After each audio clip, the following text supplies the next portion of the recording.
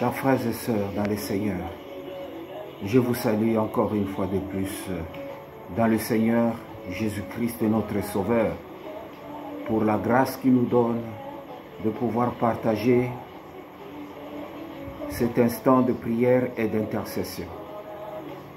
Je bénis le Seigneur pour tous ceux qui sont ensemble avec moi pour prier.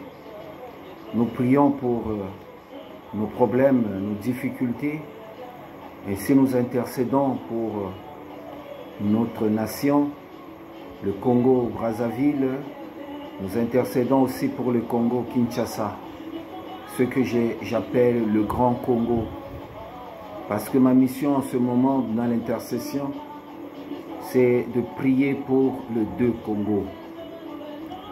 Voilà pourquoi nous sommes en train de prier pour que Dieu puisse manifester sa miséricorde pour ceux-là qui ne croient pas encore à la puissance et à l'autorité de notre Seigneur et Sauveur Jésus-Christ.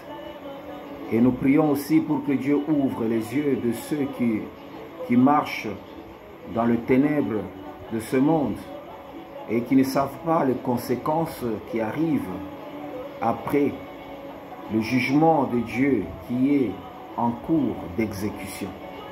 Nous prions pour que Dieu puisse donner la sagesse à nos dirigeants, qu'ils puissent comprendre qu'ils sont à la prédestinée des peuples de Dieu, parce que Dieu les a mis là-bas. Et c'est Dieu qui dispose du pouvoir absolu, de pouvoir les conduire dans la bonne direction. Nous prions pour que Dieu leur donne plus de sagesse afin qu'il soit capable de pouvoir amener notre nation, nos nations, dans la volonté du Seigneur. Bien-aimés, toujours dans les Écritures, nous avons parlé du temps de jugement. La Bible nous a parlé dans le chapitre 14,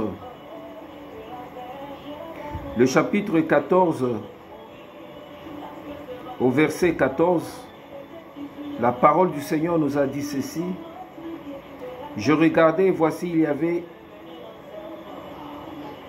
Non, ce n'est pas le verset 14, mais plutôt le verset 9. Et un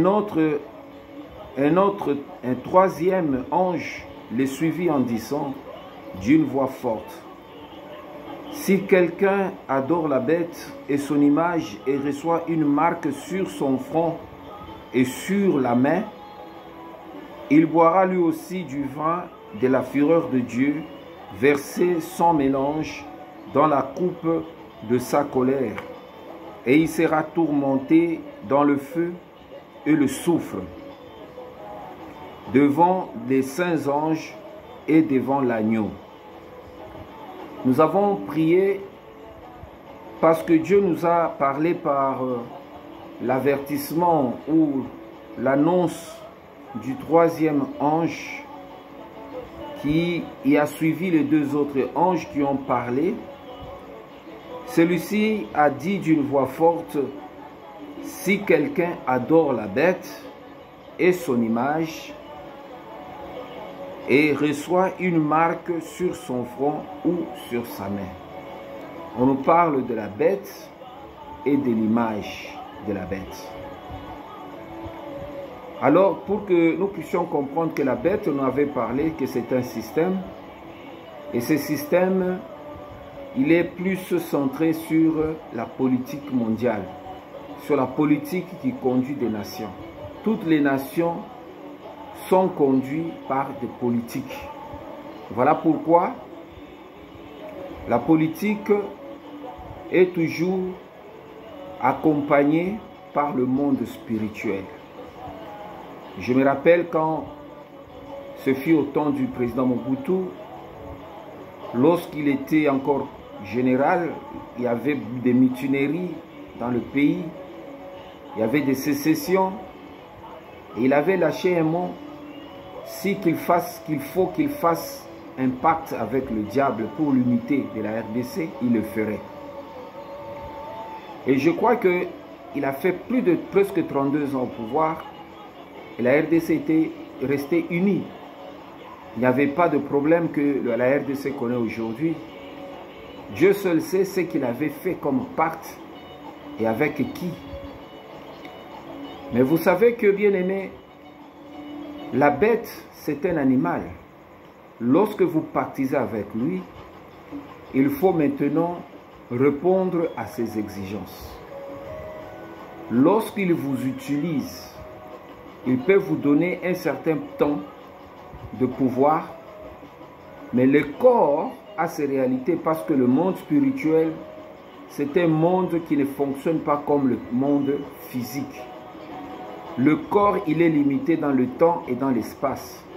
Le corps vieillit, le corps se fatigue, le corps est atteint par certaines maladies, donc il peut mourir. Mais l'esprit ne meurt pas. Voilà pourquoi si quelqu'un pactise avec le diable, c'est que le diable maintenant utilise son corps pendant un certain temps. Maintenant, quand ce temps arrive, ou soit il faut renouveler le pacte, ou chercher à transmettre la mission à quelqu'un d'autre pour qu'il continue l'élan. C'est comme une course de relais. Tu cours et tu donnes le bâton à quelqu'un d'autre. Celui-là court aussi jusqu'à ce que vous allez rester aussi longtemps dans le système. Mais il n'y a pas eu échange de relais. Voilà pourquoi, quand il y a eu l'AFDEL qui avait chassé Mobutu, et l'AFDEL aussi est venu avec ses exigences, et nous connaissons bien l'histoire de la RDC, et c'est Joseph Kabila qui a succédé à Kabila le père, et jusqu'à ce que celui a fait 18 ans, il a laissé le pouvoir à l'actuel président. C'est au moins le seul qui a fait le relais. Et nous reconnaissons bien que quand l'autre, le Félix, a pris le pouvoir, il a recommandé le Congo entre les mains de Jésus. Et il a dit que Jésus soit le roi du Congo, qu'il s'asseye sur le Congo. Et vous voyez que la dimension spirituelle maintenant, ici, les enjeux maintenant prennent une autre forme. Parce que quand on confie le pays ou toute chose entre les mains d'une entité spirituelle, ça peut être la bête, ça peut être le dragon, ou ça peut être Jésus, ou n'importe qui. Bien aimé, chaque entité spirituelle a ses exigences. La Bible est en train de nous parler ici que le troisième ange est venu avec un message pour nous parler de ceux-là qui adorent la bête et son image. La bête, c'est un système. L'image de la bête, c'est tout ce qui représente le pouvoir du système. Ça peut être l'argent, parce que surtout le billet de banque, il y a toujours des inscriptions. Et il y a des codes parfois. Et ces codes-là représentent aussi une autorité. Dans le temps ancien, au temps de César, c'était l'effigie de César qui était, c'est-à-dire l'image de César. Or, les César représentaient comme il utilisait le pouvoir de la bête, le conquérant. Et nous voyons que Christ est venu conquérir, pas comme le monde, comme la bête, comme le roi de la terre, mais lui, il est venu avec une évangile de paix. Une évangile qui amène la conscience à l'homme pour comprendre que au-dessus de tout le système qui est établi sur la terre, il y a un système divin qui est au-dessus de tout système, c'est le système de Jésus, le système de Dieu, que Dieu veut amener sur la terre.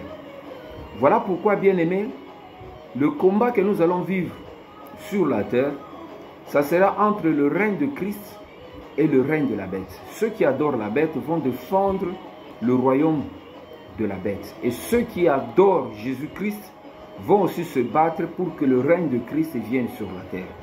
C'est là où il y aura beaucoup de bousculements, beaucoup de situations qui vont faire que Christ prendra le temps qu'il faut, mais son règne est déjà en cours parce qu'il commence d'abord par imposer un jugement. Il impose le jugement d'abord à la bête et il impose le jugement à ceux qui adorent la bête et son image. Voilà pourquoi Dieu dit ceci. Il boira lui aussi du vin de la fureur de Dieu, versé sans mélange dans la coupe de sa colère. C'est qu'il y a une colère. Dieu n'aime pas comment le monde est en train de fonctionner. Nous voyons qu'en ce moment, il y a beaucoup de conflits. La vie humaine n'est plus respectée. Les gens sont en train d'arrêter la vie des autres pour de futilité. Pour tout simplement prendre possession de certaines choses qu'ils veulent prendre en versant le sang. Que ce soit la terre, que ce soit les biens matériels, que ce soit les richesses de ce monde. Nous voyons bien que toutes ces choses-là énervent Dieu parce que ce n'était pas dans la mission de Dieu de créer la terre pour que l'homme puisse adorer la bête. Dieu a créé la terre pour que l'homme puisse le servir, pour que l'homme soit le maître, l'homme puisse se multiplier, assujettir la terre et qu'il soit le représentant valable de Dieu sur la terre. Mais aujourd'hui, nous vivons le contraire. L'homme est devenu comme esclave de lois établies par les hommes sur la terre. Voilà pourquoi Dieu veut commencer par punir ceux qui adorent la bête. Tous ceux qui ont pactisé avec la bête, tantôt d'une manière ou d'une autre, pour exercer une certaine influence. Bien-aimé, Dieu est en train de juger les adorateurs de la bête. Dieu dit qu'il va leur donner une coupe de sa fureur et la coupe de la colère de Dieu. Et elle sera tourmentée dans le feu et le soufre devant les saints anges et devant l'agneau. C'est qu'il y a les saints anges qui vont se maintenir devant, qui vont vivre, ça sera comme un spectacle. Dieu va maintenant punir, la colère de Dieu va tomber. C'est ce qu'on appelle la coupe de la colère de Dieu. Que ces gens vont passer un moment de tourment. Il y aura un moment de tourment où le monde, les adorateurs de la bête, que ce soit ceux qui sont dans des pratiques mystiques, ceux qui sont dans des histoires qui n'honorent pas Dieu, Dieu va punir, bien-aimé. Quand Dieu parle, sa parole de Dieu toujours rentre en action. Et c'est ce qui va arriver. Nous allons voir qu'il y aura des tourments sur la terre et qui va frapper plus une certaine catégorie de gens qui sont les adorateurs de la bête. La parole de Dieu nous dit ceci. Et la fumée de leur tourment monte au siècle des siècles. Vous savez, bien aimé, il y a des tourments qui sont limités dans le temps. Dieu peut faire qu'un tourment puisse arriver à une personne qui peut durer. Nous connaissons bien le tourment qui a frappé Job. Ce n'était pas un tourment éternel, mais c'est un tourment qui était temporaire, qui était lié dans le temps et dans l'espace. Et lorsque ce temps est arrivé, Dieu a dit à Satan d'arrêter parce qu'il a compris que Job a gardé sa foi et Dieu a changé maintenant le cours de l'histoire de Job. C'est-à-dire une autre page de l'histoire de Job a été écrite. C'était la page de la vie, de la joie, de la résurrection de tout ce qu'il avait perdu. Mais ici, Dieu est en train de nous dire le tourment qui va frapper les adorateurs de la bête, ça sera un tourment éternel. Un tourment qui va monter, pas qui va descendre. C'est-à-dire, si dès qu'il t'attrape, ce tourment augmente au fur et à mesure, ça monte en ampleur, ça monte en intensité au siècle des siècles. C'est ce qu'on appelle les douleurs éternelles. Et quand la parole de Dieu nous dit des choses, bien aimés, nous ne devons pas douter. Parce qu'en fait, le corps termine sa course sur la terre par la mort. Mais l'âme ne meurt pas. Voilà pourquoi il y a les âmes qui sont emprisonnées jusqu'à présent dans le séjour de mort, dans les abîmes. Il y a les âmes qui sont emprisonnées dans des cachots. Parce que Dieu aussi a des prisons. Quand il juge l'âme de quelqu'un, au lieu de l'amener dans la Sheol ou dans la Guéhenne, Dieu l'amène d'abord en prison et l'arrête un temps. Il y a des esprits qui sont emprisonnés pour un certain temps. La Bible nous dit même le dragon, le serpent ancien, sera lié pour 1000 ans. il sera jeté dans l'abîme. Vous voyez comment Dieu opère, bien-aimé. Donc il est important que nous puissions faire du bien sur la terre. Il est important que nous puissions plus rechercher la volonté de Dieu que de chercher à faire plaisir aux hommes. Parce que les hommes, bien-aimés, n'ont qu'une durée limitée sur la terre. Nous sommes passagers.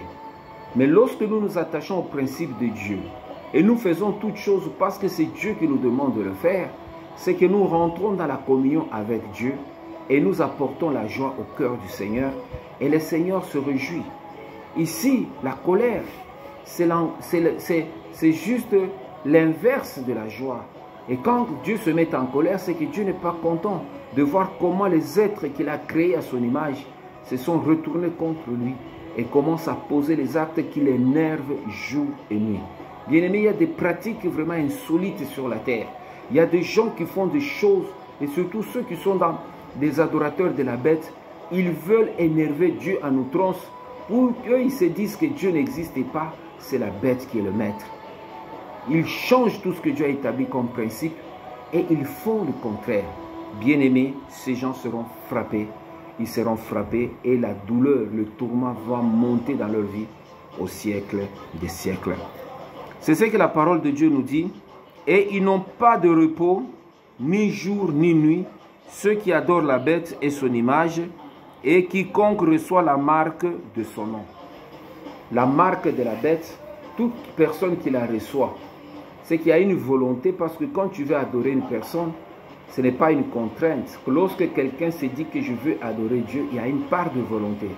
Bien aimé, il y a les gens qui cherchent et qui ont accepté d'adorer la bête. Pour eux, la bête, c'est leur Dieu. Et ils le font de tout cœur. Et lorsqu'ils le font, la Bible nous dit, ils n'auront pas de repos. Il n'y aura pas de repos, ni jour, ni nuit. Dieu, la tourmente ne vont pas se reposer, ils n'auront pas de repos. Parce qu'ils ont touché à ce qu'on appelle à l'interdit. Ils ont vraiment outrepassé leur liberté et ils ont fait des choses qui ont énervé Dieu, que Dieu ne pourra jamais pardonner. Et la Bible dit, ceux qui adorent la bête et son image, et quiconque reçoit la marque de son nom. S'il y a une marque de la bête sur ta vie, bien-aimé, tu es prédestiné à subir le tourment éternel. Mais avant que cela n'arrive, Dieu est en train de nous préparer, de nous faire comprendre que nous pouvons racheter le temps. Nous pouvons revenir au Seigneur. Nous pouvons donner notre vie au Seigneur. Nous pouvons arrêter certaines choses. Nous pouvons prendre conscience. Regardez comment le monde est en train d'être basculé, bien-aimé. Regardez comment les choses sont en train de changer au vu de tous. À chaque minute et à chaque seconde, nous nous posons des questions. C'est comme si il y a une force qui est en train d'attirer le monde vers le chaos. Et personne n'a le pouvoir de l'arrêter. Mais bien aimés, nous qui avons la marque de Christ, nous qui choisissons le Seigneur Jésus-Christ comme étant notre Seigneur et notre Sauveur, nous sommes maintenant, notre vie est entre ses mains. Et personne ne peut nous détruire. Voilà pourquoi je te prie à toi, mon frère, qui est encore hésitant, et qui ne sait pas maintenant que le temps est peu. Le temps reste un peu. Et nous n'avons pas assez de temps pour pouvoir être maître de choses qui vont arriver. Je t'en supplie, par l'amour du Seigneur, bien-aimé, abandonne tout ce qui n'est pas correct dans ta vie. Cherche la voie du Seigneur, pratique les bonnes œuvres. Fais que le Seigneur puisse t'approuver et qu'il marque ton front, il marque ta vie, qu'il scelle ta vie, afin que tout ce qui arriverait demain ne puisse pas t'atteindre dans le nom puissant de Jésus. Bien-aimé, la parole de Dieu au verset 12 dit ceci, c'est ici la persévérance des saints qui gardent le commandement de Dieu et la foi de Jésus-Christ. La persévérance, bien-aimé, c'est quelque chose que nous ne devons pas arrêter dans notre vie. Nous devons, quand tu choisis le Seigneur, il faut persévérer avec le Seigneur jusqu'au bout. Lorsque tu choisis de bâtir le temple de la prière dans ta vie, bien-aimé, il ne faudrait pas que tu arrêtes parce que le diable ne nous fera jamais de cadeaux. Le monde dans lequel nous vivons, bien-aimé, c'est un monde qui ne peut jamais nous faire de cadeaux. Si le monde te fait de cadeaux, bien-aimé, c'est que tu appartiens au monde. C'est la seule différence. Tu vas voir que pour avoir quelque chose dans ce monde, tu dois payer le prix. Tu dois te battre. Bien-aimé, la prière, bien-aimé, c'est une arme, c'est une carrière, c'est une entreprise. Nous sommes en train de nous battre spirituellement pour remporter des victoires spirituelles afin que nous puissions le vivre sur le plan matériel. La persévérance. Voilà pourquoi tu dois persévérer. Nous devons persévérer, bien-aimé. Il ne faut pas dire que Nassambe la kaka kamema kamangozo changé. Tu ne sais pas à quelle heure le miracle peut arriver dans ta vie, bien-aimé. Tu dois prier, tu dois intercéder pour notre pays. Tu dois prier pour le Congo-Brazza, tu dois prier pour le Congo-Kinshasa. Tu dois prier pour que Dieu puisse maintenant, tout ce qui est dans le plan de l'ennemi, tout ce qui est dans le calcul de l'ennemi, pour le deux Congo, nous devons dire que la main de Dieu, la puissance de Dieu, puisse arrêter, puisse dévier, puisse conduire les nations vers l'approbation de Dieu, vers la voie de Dieu, vers l'objectif du Seigneur. Bien-aimés, nous allons prier le Seigneur Jésus. J'aimerais que tu puisses encore une fois de plus te repentir. Tu vas dire, Seigneur, je me réponds de tous les actes que je fais. Bien-aimé, que le travail ne te trompe pas, que l'argent ne te trompe pas, que la jeunesse ou une certaine condition de vie aisée ou calme, ou les relations que tu as à gauche et à droite ne te trompent pas. Tout passe, bien-aimé. Voilà pourquoi tu dois prendre la main du Seigneur. Tu dois maintenir la main de Dieu dans ta vie, la force et la puissance du Saint-Esprit de t'accompagner.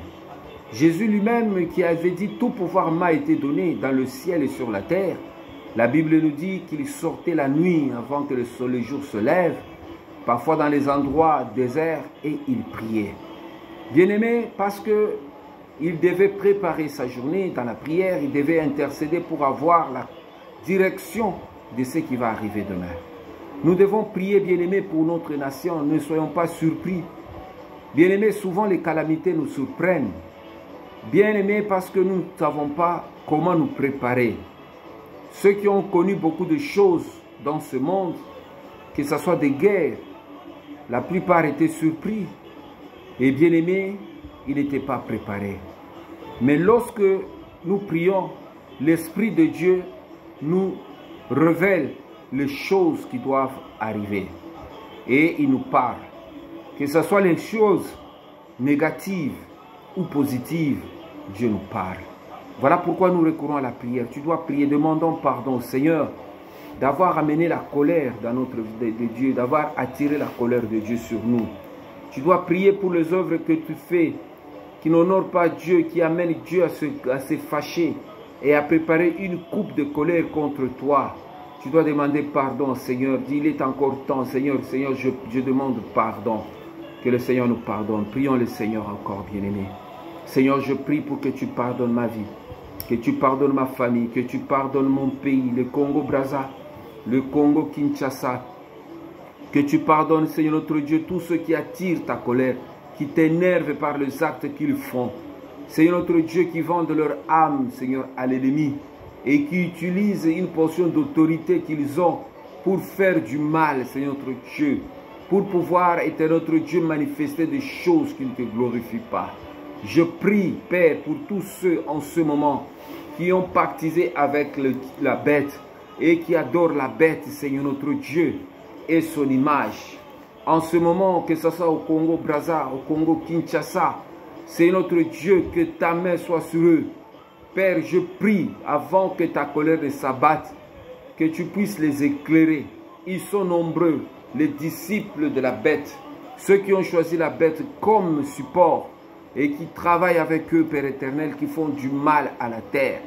Que la main souveraine de ton nom soit manifestée en ce moment pour pouvoir arrêter, c'est notre Dieu, pour pouvoir confondre le pouvoir de la bête. Seigneur, le jugement que tu amènes maintenant sur la bête et sur son emprise, c'est pour manifester ta gloire, pour manifester ton autorité, manifester ta puissance. Seigneur Jésus, nous te prions que tous ceux qui se repentent et qui reconnaissent dans leur vie avoir, Seigneur notre Dieu, pris des engagements par l'idolâtrie, à pouvoir s'engager dans le monde mystique pour, Seigneur, chercher certains pouvoirs afin d'obtenir le gain matériel. Seigneur, que tu leur pardonnes en ce moment, ils sont nombreux. que ce soit à Brazzaville, à Pointe-Noire, partout dans le pays, là où il se trouve, que ta main, c'est notre Dieu, le conscientise. Que ton esprit, c'est notre Dieu, le rappelle ta force et ton amour infini. Ceux-là à qui n'éternel notre Dieu ou pas ailleurs au pays, c'est notre Dieu qui font les mêmes bêtises et qui travaillent pour l'entreprise de l'impie. Que la souveraineté de Dieu les arrache du monde des ténèbres et les introduise, éternel notre Dieu, dans ton royaume. Je te recommande la nuit, je te recommande le sommeil. Donne-nous la force, Seigneur notre Dieu, de pouvoir nous lever, de pouvoir, Père éternel, notre Dieu, glorifier ton nom, manifester ta présence dans notre vie. C'est notre Dieu, je mets sur ma vie, je mets sur ma famille, je mets sur chaque membre de ma famille, sur ceux de mes frères et sœurs qui croient et qui acceptent que Seigneur Jésus-Christ soit le prince de roi de la terre et qui veulent maintenant être ses adorateurs, les vrais adorateurs qui adorent le Père en esprit et en vérité. Père, en ce moment, je prie pour que ta main souveraine guide leur cœur, guide leur âme, que ta marque soit inscrite sur nos fronts, que ta marque soit inscrite sur nos fronts, pour que ta colère ne nous atteigne pas. Lorsque tu te mets en colère, Père éternel, le monde bouge. Merci éternel pour l'esprit d'adoration. Merci pour l'esprit d'adoration. Je prie éternel notre Père et notre Dieu pour que ta main souveraine, Seigneur Dieu, puisse se manifester dans notre vie, dans le nom puissant de Jésus. Dans le nom puissant de Jésus. Bien-aimé, la parole de Dieu nous dit ceci. La parole de Dieu nous dit ceci. C'est ici la persévérance des saints qui gardent les commandements de Dieu et la foi de Jésus. Bien-aimés, ici, c'est au moment opportun où Dieu nous demande d'avoir la persévérance. Bien-aimés, nous persévérons même si nous souffrons, même si le corps sent des douleurs, nous devons persévérer. Même si les choses ne marchent pas convenablement autour de nous, Dieu nous parle de persévérer. Ne nous décourageons pas, bien-aimés, parce que le découragement amène toujours des souffrances et des soucis. Tu dois demander à Dieu l'esprit de persévérance. Dis, Seigneur, donne à ma vie l'esprit de persévérance, que je persévère jusqu'à la fin pour que j'atteigne la couronne de la gloire. Au nom de Jésus. Seigneur, j'invoque l'esprit de persévérance. J'invoque l'esprit de persévérance dans le nom puissant de Jésus. Donne-moi à mon cœur la puissance de la persévérance, que je persévère dans la prière, que je persévère, c'est notre Dieu, dans la communion fraternelle, que je persévère, éternel notre Dieu, dans la parole de Dieu, dans la méditation. Donne-moi l'esprit de persévérance pour que je ne puisse pas m'attacher aux futilités, mais que je m'attache à ce qui est noble. J'invoque l'esprit de persévérance. Conduis-nous dans la persévérance, ô Saint des Saints. Que la puissance de la persévérance rentre dans mon cœur, rentre dans mon âme, rentre dans mes pensées, dans mes idées, pour chasser toute tristesse, tout doute, pour chasser toute nonchalance, pour chasser tout esprit d'errance dans ma vie éternelle. Donne-moi l'effort, donne-moi la force de pouvoir tenir le cap dans la prière, c'est notre Dieu, dans les actions de grâce. J'invoque l'esprit de la persévérance, Seigneur notre Dieu, pour mon frère qui manque de persévérer, qui lâche, parce que dehors sont les lâches, dedans ceux qui persévèrent. Seigneur, donne-nous la force, donne à ma force, à ma famille, à mon frère, à ma soeur, de persévérer. Les persévérances éternelles, notre Dieu, devant les combats, devant les difficultés, devant les situations difficiles, l'esprit de persévérance, dans le nom puissant de Jésus, dans le nom puissant de Jésus. Oui, bien-aimés, c'est ici la persévérance des saints qui gardent le commandement de Dieu. La persévérance, bien-aimés, pour garder les commandements. Bien-aimés, vous savez, pour garder les commandements de Dieu, ce n'est pas la chose la plus facile. Parce que tout ce que le diable fait contre nous, c'est pour que nous ne puissions pas garder les commandements de Dieu. Bien-aimé, la personne, les commandements, c'est la parole. C'est tout ce que Dieu déclare dans sa parole. Vous savez, bien-aimé, lorsque nous avons la capacité de garder la parole, comme Job l'a fait, c'est que nous sommes les véritables adorateurs. Et c'est donc de tels adorateurs que le Seigneur cherche. Bien-aimés, les faux adorateurs, ils n'adorent pas Dieu. Dès qu'il y a une petite situation, un petit couac, ils abandonnent. Mais nous ne sommes pas ceux-là qui lâchent. Mais nous voulons être une génération de persévérants. Tu dois prier pour que Dieu te donne l'esprit de persévérance en ce moment, dans le nom puissant de Jésus. Seigneur, je prie pour que tu m'accordes l'esprit de persévérance. La persévérance est notre Dieu qui manifestera ta gloire. Je prie pour que tu te réserves en moi. Oh, merci Seigneur. Oh, Roi des rois, béni soit ton nom, béni soit ta bonté, béni soit ta justice et béni soit ta sainteté.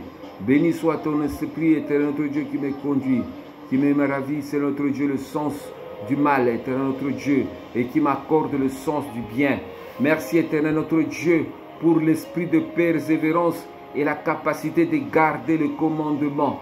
Donne à mon cœur la force de garder le commandement, quel que soit le combat, quelles que soient les difficultés, quelles que soient les situations difficiles, que je sois capable de garder les commandements. Donne-moi la force, ô Éternel. Donne-moi la force de garder le commandement. Donne à ma vie, à mon frère et à ma soeur, qui maintenant, c'est notre Dieu, se trouve dans un temps difficile, dans un temps critique, qu'il garde le commandement, qu'il garde le commandement. Parce que c'est notre Dieu. Les coupes de la colère est déjà debout pour l'humanité, pour le monde, pour ceux-là, Père éternel, qui font du mal. Nous invoquons ton nom, ô éternel Dieu, à cause de ton nom qui est invoqué en ces lieux. Seigneur, que l'autorité de ton amour manifeste ta gloire éternelle dans notre vie. Merci pour comme l'esprit de garder le commandement. Que ton nom soit béni, que ton nom soit glorifié dans le nom puissant de Jésus. Dans le nom puissant de Jésus. Dans le nom puissant de Jésus. Merci Seigneur. Merci pour l'esprit de ta gloire. Merci pour l'esprit de ta gloire. Merci pour la puissance et l'autorité de ton nom. Merci Seigneur notre Dieu. Merci pour la victoire que tu nous donnes dans le nom puissant de Jésus. Merci Seigneur Jésus. Merci Seigneur. Oui, bien-aimés.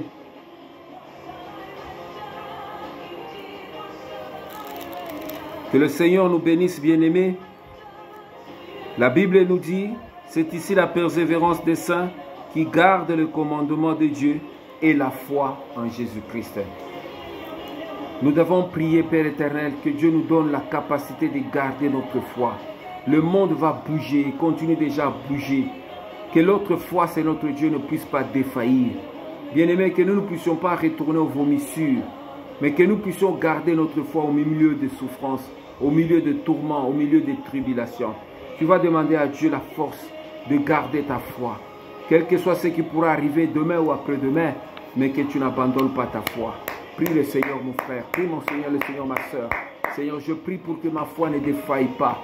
Comme, Seigneur, tu avais intercédé pour la foi des pierres qui étaient réclamées pour être équilibrées comme le froment par l'ennemi. De même qu'il nous réclame, qu'il réclame à gauche et à droite. Il veut que nos vies, c'est notre Dieu, puisse, c'est notre Dieu, te terminer de toutes sortes de mal. Je prie que ta foi, c'est notre Dieu, puisse m'accorder la joie, puisse m'accorder la paix, puisse m'accorder la sécurité, puisse m'accorder l'événement nouveau. J'invoque l'autorité de ton nom, Seigneur, pour briser le mythe de l'impie, pour que nous soyons capables de naviguer ensemble dans le nom puissant de Jésus. Seigneur, que tu brises la douleur, que tu brises la douleur. Donne-nous la foi de garder ta parole, de garder le commandement. Donne-moi la foi de pouvoir croire en toutes tes promesses, car ce que tu dis est oui et amen. Que l'honneur et la gloire te soient rendus dans le nom puissant de Jésus. Amen.